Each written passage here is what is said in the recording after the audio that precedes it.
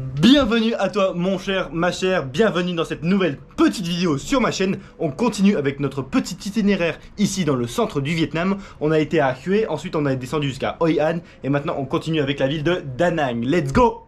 Ça y est, on vient d'arriver à Da Nang les potos avec ce petit taxi qui est juste là. On a trouvé un gars qui le faisait, qui faisait l'aller-retour entre Hoi An et Da Nang. En fait juste Hoi An, Da Nang, on l'a trouvé pour 250 000 dong, donc c'est pas trop cher franchement. Et pendant le trajet on a trouvé un petit hôtel qu'on a réservé là sur le pouce là. Et évidemment le taxi nous a déposé juste devant l'hôtel. Donc là on doit marcher sur ce truc qui est une rue piétonne, qui a l'air assez animée d'ailleurs. Et direction notre petit hôtel là. Qui dit nouvelle destination dit nouvelle moto, enfin nouveau scooter. Et oui, parce que juste en face de l'hôtel il y a un gars qui loue des scooters.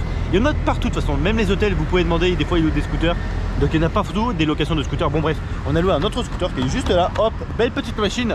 C'est le même modèle qu'on avait eu autrefois, je pense c'était à Hue qu'on a eu ce même modèle là. Et la location d'une moto comme ça coûte 120 000 dong et on a mis encore une fois 50 000 dong d'essence. Donc c'est largement rentabilisé et ça vaut largement mieux la peine. Regardez ça, je vous emmène à un endroit super connu de Da Nang. Il s'agit d'un pont, regardez ça. Ah putain, il y a tous les ballons qui bougent là, ah voilà. Regardez-moi, c'est le pont du dragon, Khao Long. Regardez ça, il est illuminé en plus et la nuit c'est sûr. Ce dragon là qui s'appelle le Dragon Bridge, il passe par dessus la rivière de Han et il a été ouvert en 2013 et il mesure environ 700 mètres de long. Et là maintenant vous vous demandez peut-être pourquoi il y a autant de monde, autant que ce côté là, de ce côté là-bas. Regardez, c'est incroyable la quantité de monde qu'il y a. Oula. C'est simplement parce qu'aujourd'hui on est samedi et toutes les fins de semaine, donc ça veut dire vendredi, samedi et dimanche, et ben il y a une animation particulière qui sur le dragon, tous les jours à 8h55 pile. Vous allez voir ce que c'est. Normalement, j'ai pas envie de vous spoiler, mais normalement c'est stylé. Et ça expliquerait pourquoi il y a autant de monde, c'est incroyable. C'est du délire, il y a le pont qui est pris d'assaut complètement, regardez. What? Incroyable. Et les gens ils gardent leur scooter tout le long du pont.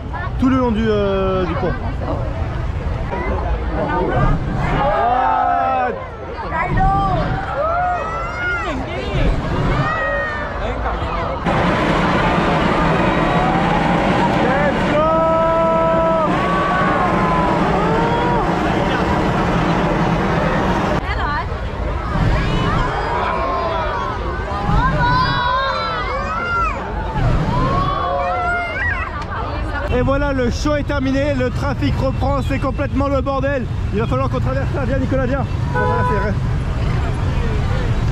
C'est le bordel là pour traverser ça, what the fuck. Tu restes là, Nicolas, reste là. Voilà. Mission accomplie. C'était vraiment cool, hein. Bonne expérience. Heureusement qu'on est venu voir ça parce que, comme je vous ai dit, c'est seulement les vendredis, samedi, dimanche. Et par chance, on passe seulement une nuit à Da Nang. Et là, on est samedi, donc il faut absolument qu'on vienne voir ça. Mais je regrette pas, même s'il y a énormément de monde, il fallait absolument venir voir ça. Et c'est cool parce que quand le dragon il crachait du feu, tu ressentais une chaleur, même si j'étais un petit peu loin, instantanément. Et quand il lançait de l'eau, bah, c'était pas de la vapeur d'eau, hein, c'était vraiment de la pluie. Hein. Alors ça te mouille instantanément aussi. Mais c'était vraiment bien. Et aujourd'hui commence une nouvelle journée les cocos. Eh ouais, aujourd'hui on est encore à Da Nang, on s'est bien reposé dans notre petit hôtel. Et là on se reprend la route, on reprend notre petit scooter et on va direction une autre destination assez touristique aussi. On se dirige vers une pagode qui est super connue ici, ça s'appelle la pagode de Lady Buddha en anglais. Je me rappelle plus comment ça s'appelle en vietnamien, mais c'est là-bas qu'on va. C'est sur une péninsule, donc c'est assez loin, il faut compter, il faut longer la côte tout le long. Donc là on longe la poids de la plage, c'est juste là-bas. Hop là.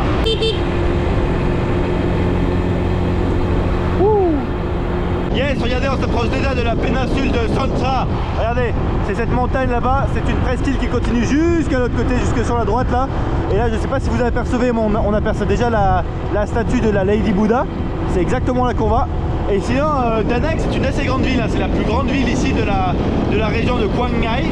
Et c'est pour ça que vous avez vu, il y a énormément d'hôtels, il y a plusieurs grands bâtiments, pas des gratte-ciel je dirais, mais il y a plein de grands bâtiments et c'est une ville assez conséquente. La plage, les bateaux de pêche tout le long, que du rêve. Bon, cette petite vue vaut quand même le coup d'œil, c'est pour ça que j'ai fait une petite pause sur la route. C'est magnifique, on voit encore mieux ici les bateaux de pêche, regardez. Hop, tous les bateaux de pêche qui sont amarrés là sur le bord de la plage, avec le centre-ville qui est derrière, avec tous les immeubles. Ça donne une vie sympathique, hein, vraiment. Ça y est, là on vient de garer la moto, normalement c'est gratuit ou tu peux donner le montant que tu veux là pour le paiement du parking. Et là, on a un poteau, le petit singe. Ça va? Faut pas avoir peur. Monte sur la moto. C'est une vitesse que tu m'as donné. Il a chopé ma vie. Wouh! On arrive devant l'entrée de la pagode qui s'appelle Chuo Ling Hung. Et apparemment, ça veut dire si tu es vraiment honnête, tu peux obtenir tout ce que tu veux.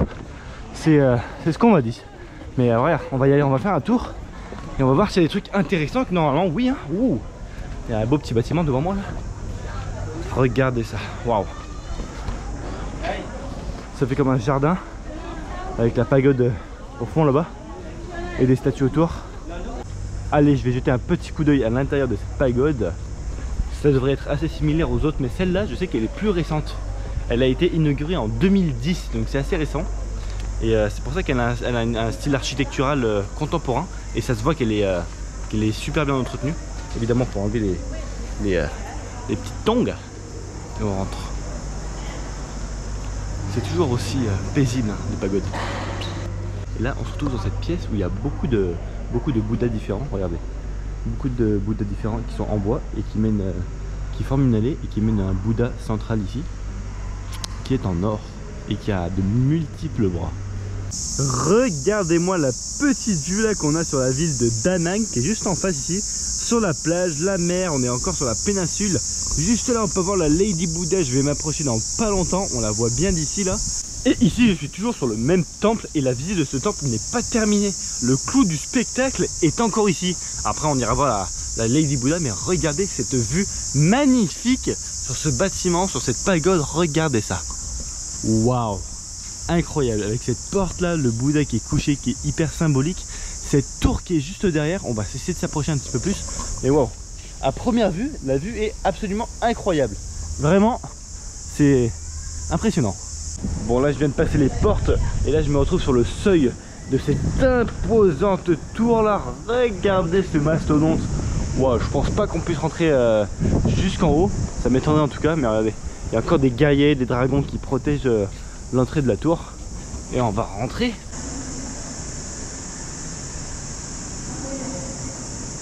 Yes sir, voici le véritable clou du spectacle, cette statue ici de Lady Buddha. C'est la raison pour laquelle nous sommes venus ici initialement, mais regardez-moi ça, comment elle est belle, elle est immense, vraiment c'est waouh. Regarde-moi ce monument absolument gigantesque. C'est une statue qui fait environ 67 mètres de haut, j'ai fait mes petites recherches là. Et normalement il y a plusieurs étages, il y en aurait 17 qui représentent différentes versions du Bouddha. Et cette statue là, elle est visible depuis n'importe quel endroit depuis la ville de Da Nang. Tellement elle est grande, c'est fou hein. Encore une fois c'est une structure assez récente, hein. Ça doit être encore les années 2010 par là. Allez, petit tour en drone, c'est parti.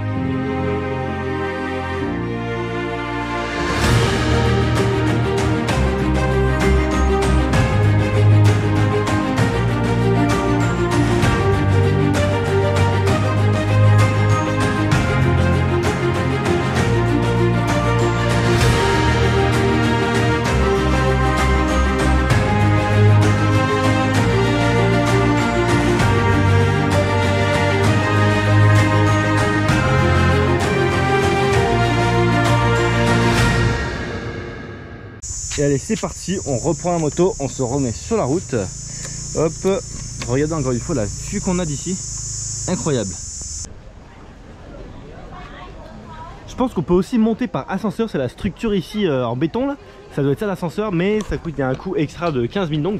Mais pour avoir la full expérience, il faut monter à pied comme des vrais les gars. Ici là, regardez, on commence le petit périple, la petite ascension, ça devrait pas durer trop longtemps. On est largement capable de faire ça, hein. Allez. Ici on commence la petite visite avec des sculptures ici de Bouddha et de dragons là, directement dans la pierre. Et il faut savoir qu'il y a 5 collines ici de ici à Da Nang, 5 collines de marbre et de calcaire. Et donc cette montagne de marbre qu'on visite en ce moment, eh ben, c'est la seule montagne qui est ouverte au public, parce que les autres elles sont réservées aux moines et aux bouddhistes. Vraiment, donc c'est pas ouverte aux voyageurs. Et donc celle-là, elle s'appelle Tuisan. Et donc c'est la montagne de l'eau, parce que les autres 4 montagnes, on leur a donné, en fait les 5 montagnes, on leur a donné les noms des 5 éléments. Dans les 5 éléments, il y a le Kim qui est le métal, il y a le Tui, c'est la montagne sur laquelle on est, c'est l'eau. Après il y a le Mok, c'est le bois. Après il y a le Hua, c'est le feu. Et après il y a le To, c'est la terre. Et donc là, pour venir jusqu'ici, il y avait environ une vingtaine de kilomètres depuis le temple où on était là, le Lady Buddha, et ça nous a pris environ une trentaine de minutes quand même. Il y a de nouveau un temple semblable à celui qu'on a vu au temple de Lady Buddha là. J'aime beaucoup, hein. C'est super haut, super symétrique, belle architecture. Regardez ça. C'est vraiment beau. On continue de marcher, il y a encore pas mal de marches.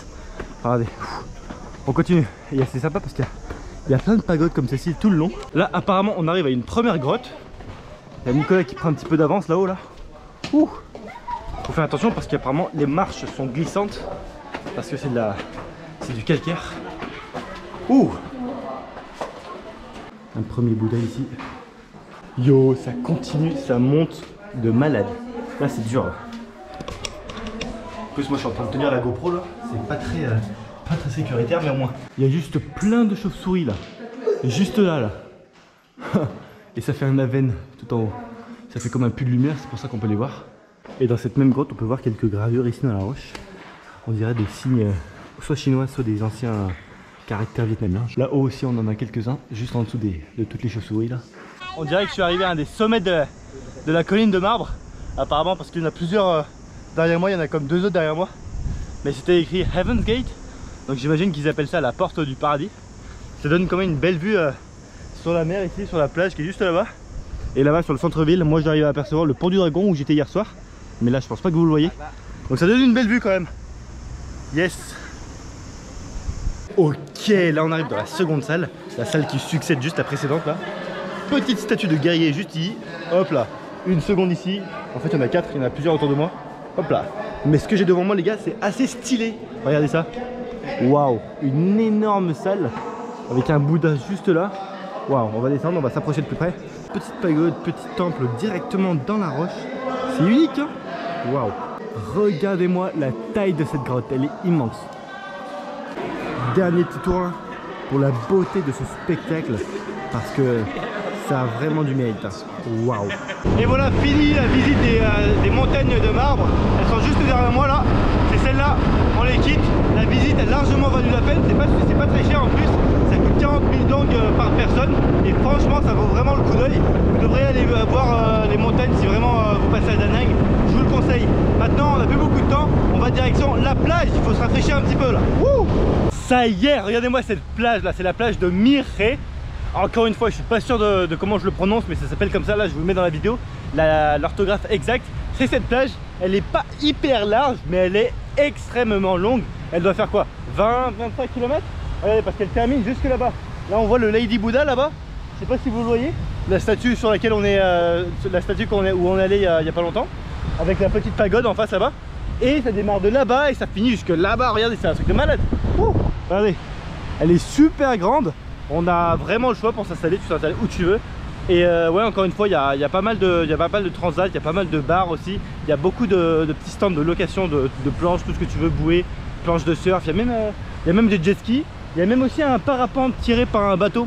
Un truc que j'avais déjà fait au Mexique. Ça a l'air cool, mais évidemment, c'est des activités payantes. Et sinon, ouais, hein, la mer pour se rafraîchir. Après une bonne petite baignade, un petit tanka, ça fait du bien. Un petit banh mi à 1 € seulement, donc 25 000 dong, ça fait plaisir. Hai banh mi là, 50 000 hein. Let's go. Apparemment il y a ce premier bus qui nous récupère pour aller dans le plus gros bus. Hop. Thấy rồi, xuống dưới cùng ngồi giúp nhé.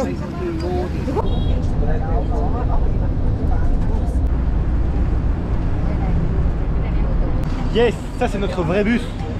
Avec des couchettes j'espère, hein, parce qu'on va bien dormir cette nuit. Ça y est, on est encore dans le bus qui va nous amener jusqu'à Hanoï, la capitale du Vietnam. Et là, comme on part de Da Nang jusqu'à Hanoï, ça va nous faire quoi, 14 ou 15 heures. C'est énorme. c'est plus que le vol de Francfort jusqu'à Hanoï. Et de Da Nang jusqu'à Hanoï, ça coûte seulement 400 000 dong. Donc c'est vraiment pas très cher, ça fait environ 16 €. Donc pour 15 heures de trajet, franchement je trouve que ça vaut largement la peine. J'espère que ça t'aura plu parce que moi personnellement j'ai adoré. C'est des villes où j'ai déjà été il y a environ 10 ans, la dernière fois que j'étais venu au Vietnam.